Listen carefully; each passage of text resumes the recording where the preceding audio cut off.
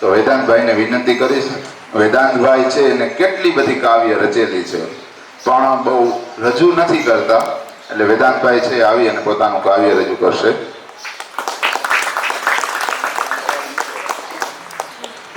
નમસ્તે. મારી રચનાના શબ્દો છે: શું આ ફરી બનશે? બાળપણના દિવસો અને મિત્ર સંગ આનંદ, શું આ મિત્રો ફરી મળશે?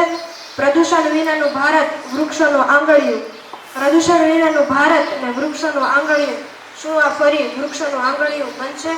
પહેલાના 1 રૂપિયાના ગોલા ને 2 રૂપિયાનો આઈસ્ક્રીમ, શું મોંઘા ગોલા ને આઈસ્ક્રીમમાં પહેલા જેવો ભાવ મળશે? સહિયારું કુટુંબને સાથે ફરવાનું, સહિયારું કુટુંબને સાથે ફરવાનું, સહિયારું કુટુંબને સાથે ફરવાનું ને ખાવાનું, શું આ ફરી હવેના કુટુંબમાં સાથે રહેશે? શિક્ષકોનો ઠપકો ને એ ભણાવવાનું, શિક્ષકોનો ઠપકો અને એ ભણાવવાનું, શું આ ફરી આગળના જીવનમાં આવા ગુરુની છાયા મળશે? શિક્ષકોનો ઠપકો ને એ ભણાવવાનું, શું આ ફરી આગળના જીવનમાં આવા ગુરુની છાયા મળશે? પહેલાના લોકોનો મદદ કરવાનો ભાવ, પહેલાના લોકોનો મદદ કરવાનો ભાવ ને ઘટતી વસ્તુ આપવી, શું આ ફરી હવેના યુગમાં થશે? શું આ ફરી બનશે? અસ્તુ.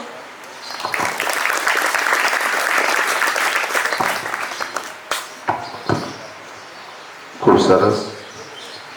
બાળ કવિ છે અને એની કેટલી બધી કવિતાઓ છે એ બાળ ભાસ્કરમાં અને ઘણા બધા છાપાઓમાં કે સામાયિકમાં આવે છે.